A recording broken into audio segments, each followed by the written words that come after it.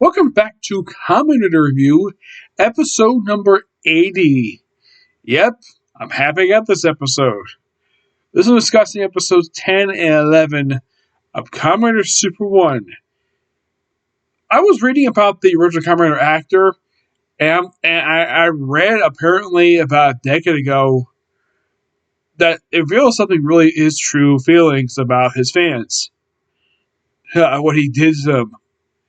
So apparently, it turns out the actor who plays Super One is nothing more than a freaking scumbag.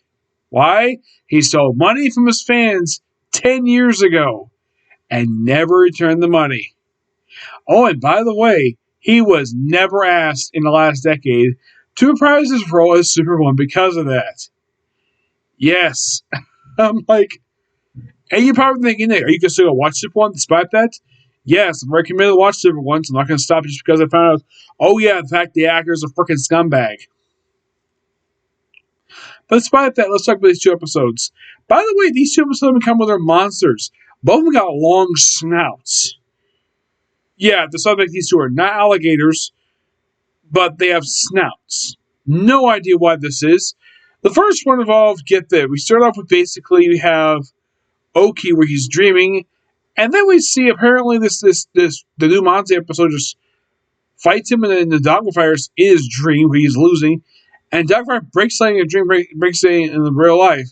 Well, of course, Ika explains that the reason why this is because apparently in his childhood he broke his leg while climbing a cliffside near an ocean.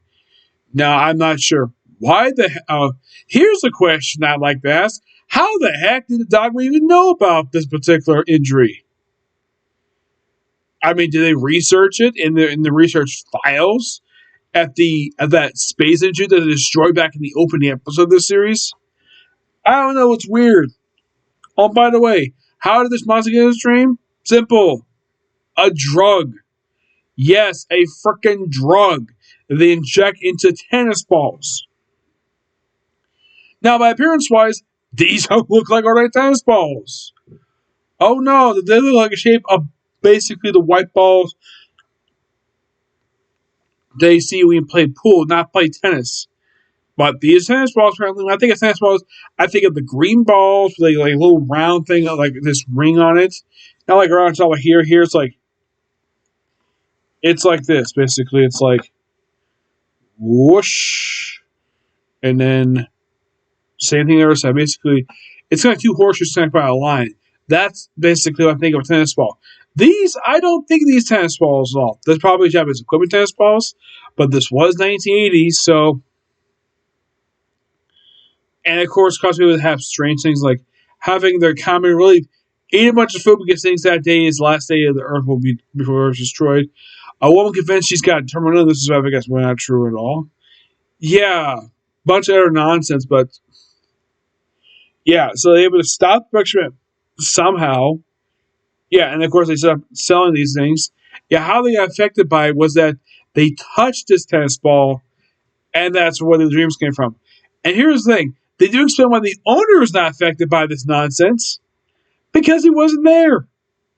I think it was like out of town that day or something, but really? That was just by sheer coincidence that just happened to be like that. Yep. Yeah, just a really good that one is. In the case of our next episode, oh, by the way, the whole thing of that was Christmas. Yes, Christmas. The next episode is, get this.